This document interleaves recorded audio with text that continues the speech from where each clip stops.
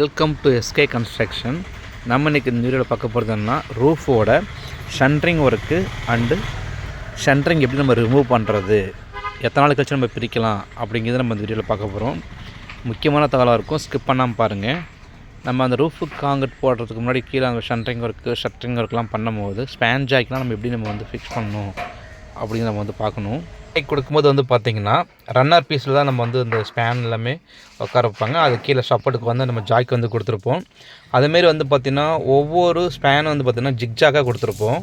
ஏன்னா லோடு வந்து ஒரே இடத்துல அப்ளை ஆகாமல் ஒரு இடத்துல மாறி மாறி அப்ளை ஆகணும். அதே மாதிரி நமக்கு ஸ்கஃபோல்டிங் கீழே நம்ம ஸ்பேன் ஜாக் கொடுக்கும்போது கீழே வந்து பார்த்திங்கன்னா எந்த ஒரு டஸ்ட் இருக்காது. அதேமாரி வந்து செங்கல் எதுவும் வச்சுருக்க மாட்டோம். கரெக்டாக ஏதாவது கட்டை பீஸு இல்லைனா அந்த மாதிரி பீஸு கொடுத்து நம்ம வந்து வைக்கணும். ஏன்னா நாளைக்கு செங்கல் நனைஞ்சிருச்சோ இல்லை வந்துச்சுன்னா அப்படியே ஸ்லாப் இறங்கிடும். அந்த மாதிரிலாம் தவிர்க்கணும். அப்படிங்கிறதுக்காக தான் இந்தமாரி நமக்கு வந்து ஸ்பேன் ஜாய்க்கு வந்து பார்த்திங்கன்னா கீழே வந்து எந்த ஒரு ஷெப்பர்டும் கொடுத்துருக்க மாட்டாங்க. அதுமாரி நமக்கு பார்த்தாலே தெரியும் எங்கே ஜிக்ஜாக்காக இருக்குன்னு பார்த்தாவே உங்களுக்கு தெரியும். ஒரு லைன் வந்து ஒரு சப்போர்ட் ஒரு இடத்துல இன்னொரு சப்போர்ட் அதுக்கு ஆப்போசிட் டைரெக்ஷன் நம்ம வந்து கொடுத்துருப்போம். கீழே முடிஞ்ச அளவுக்கு நம்ம என்ன பண்ணால் சைட்டை வந்து நல்லா க்ளீனாக வச்சுக்கணும்.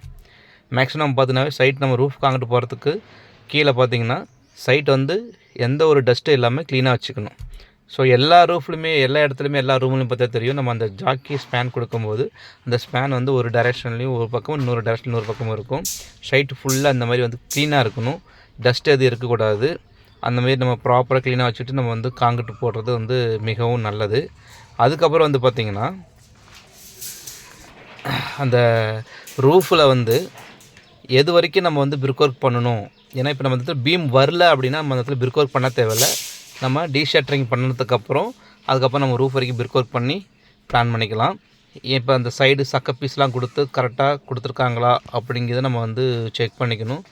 ஜாக்கி வந்து கரெக்டான இடத்துல பொசிஷன் கொடுத்துருக்காங்களாங்கிறத நம்ம வந்து கரெக்டாக நம்ம வந்து செக் பண்ணிக்கணும். முடிஞ்சளவுக்கு நம்ம சைட்டை பார்த்துட்டு எல்லாமே நமக்கு வந்து நீட்டாக க்ளீனாக வச்சுருப்போம். நம்ம வந்து இந்தமாதிரி க்ளீனாக வச்சுட்டு நம்ம வந்து காங்கிட்டு போகிறது வந்து மிகவும் நல்லது.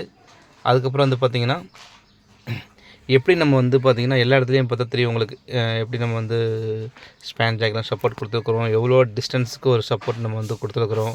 அதை பார்த்தாலே உங்களுக்கு வந்து தெரியும்னு நினைக்கிறேன். வீடியோவில் பார்த்தாலே உங்களுக்கு புரியும் இவ்வளோ நீட்டாக நம்ம வந்து பண்ணி கொடுத்துட்ருக்கோம். அந்த லாஃப்ட்டுக்கு மேலே வர பீஸ்லாம் கரெக்டாக அந்த எத்தனை ஹைட் இருக்குது எவ்வளோ ஹைட் இருக்குது அந்த சக்க பீஸ்லாம் கொடுக்கணும். இந்தமாரி வந்து பார்த்திங்கன்னா இப்போ நம்ம ரூஃபில் மொத்தத்தில் பீம் வரல, அதனால் அந்த இடத்துல நமக்கு ரூஃப் வரைக்கும் நம்ம வந்து பிரிக் ஒர்க் பண்ணல, லிண்டல் லெவல்லையே முடிச்சு வச்சு அது 4.5 வால் வர அப்படிங்கிறதுனால இதே 3/4 சவர் நம்ம வந்து ஃபுல்லாக கட்டியிருப்போம். அதில் நமக்கு பீம் வந்தால் தான் கட்ட போகிறோம். இல்லைன்னா நம்ம வந்து ரூஃப் காங்கிட்டு முடிச்சுட்டு அது பிரித்ததுக்கப்புறம் நம்ம வந்து கட்டிக்கிறது வந்து மிகவும் நல்லது. சரிங்களா? இந்த மாதிரி விஷயத்தை வந்து முன்ன கவனிக்கணும். அந்த நம்ம சப்போர்ட் கொடுத்துருப்போம் பாருங்கள், கரெக்டாக வந்து அந்த ஷீட் வந்து பாதி அந்த ஸ்பேனில் இருக்கு இல்லைங்களா, அதெல்லாம் பாதியும் இன்னொரு ஷீட் வந்து இன்னொரு பகுதியிலையும் வந்து உட்காந்துருக்கும். ஸோ அந்தமாரி ஷீட் வந்து எப்படி சிட்டிங் ஆகுதுன்னு பாருங்கள். ஓகேங்களா? இந்த ஷீட் வந்து இதில் பகுதியும் அந்த ஷீட் வந்து இதில் பகுதியும் அந்த ஸ்பேன் வந்து சென்டராக இருக்கும். அந்த 2 ஷீட்டுக்கும் சென்டராக வந்து அந்த ஸ்பேன் வந்து உட்காரச்சிருப்போம். அது கீழே வந்து நமக்கு எவ்வளோ ஜாக்கி வேணுங்கிறது இந்த காரணம் அந்த காரணம் வந்து ஜாக்கி கொடுத்துருக்கோம். இப்போ வந்து பார்த்திங்கன்னா நமக்கு வந்து ஒரு 21 நாள் நம்ம வந்து தண்ணி நிற்க வச்சுட்டு அதுக்கப்புறம் நம்ம வந்து டீஷட்டரிங் பண்ணணும். ஸோ அந்த டீஷட்டரிங் பண்ணுற போது எப்படி நம்ம கவனிக்கணும்னு பாருங்கள். அந்த நடுவில் இருக்க அந்த ஜாக்கிலாம் நம்ம வந்து எடுத்துகிட்டு அவுட் அந்த ஜாக்கிலாம் வந்து நம்ம அப்படியே வச்சுருக்கணும். சென்ட்ரல் இருக்க ஜாக்கி எடுத்துகிட்டு அந்த ஸ்பேனை லைட்டாக வந்து லூஸ் பண்ணிவிட்டு அதில் இருக்க ஷீட் வந்து இந்தமாரி பொறுமையாக எடுக்கணும். மெயினாக நம்ம வந்து சாரம் போட்டிருக்கணும். சாரம் போட்டு தான் வந்து நம்ம வந்து ஷீட்டை பிரிக்கணும். இல்லை அப்படின்னா அது வந்து ஒரு சேஃப்டி பர்பஸ் கிடையாது. ஷீட்டோ இல்லை ஸ்பேன் ஜாக்கோ மேலே விழுந்துடும்.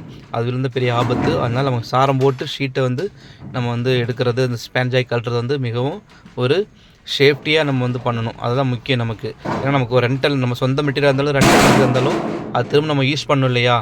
இதுவே நீங்கள் அதுமாரி மேலே வந்து கீழே விழும்போது இந்தமாரி உடஞ்சி டேமேஜ் ஆகிடுச்சுன்னா அதுக்கு நம்ம வந்து எக்ஸ்ட்ரா பேமெண்ட் கட்டணும். ஸோ அதை நம்ம பொருளாக இருந்தாலும் காசு போட்டு தான் வாங்குகிறோம். அதனால் வாடகை பொருளாக இருந்தாலும் சரி சொந்த பொருளாக இருந்தாலும் சரி இந்தமாதிரி சாரம் போட்டு பிரிக்கிறது வந்து மிகவும் நல்லது.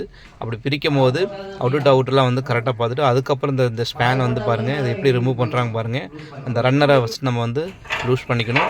அதுக்கப்புறம் தான் இந்த பார்த்துங்க அங்கே ஒரு கடப்பாரை வச்சு நல்லா லூஸ் பண்ணிவிட்டு அதுக்கப்புறம் தான் வந்து அந்த ஸ்பேனை வந்து கீழே வந்து எடுக்கிறாங்க. அது நம்ம எடுத்துகிட்டு அது இன்னர் அவுட்டர்லாம் கரெக்டாக பார்த்து அதை கரெக்டாக வெளியே எடுத்துகிட்டு அதுமாரி நம்ம மெயின்டைன் பண்ணுறது வந்து நல்லது.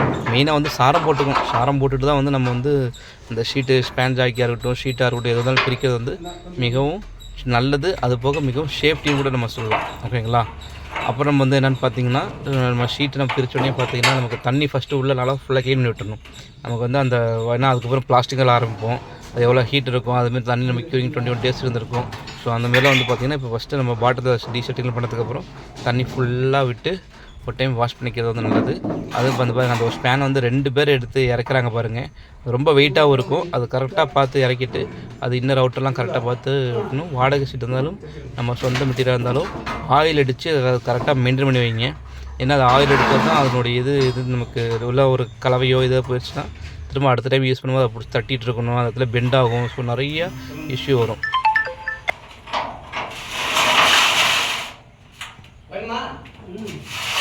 வீடியோ உங்களுக்கு பிடிச்சிருந்துச்சுன்னா லைக் பண்ணுங்கள், ஷேர் பண்ணுங்கள், சப்ஸ்கிரைப் பண்ணுங்கள். தேங்க்யூ.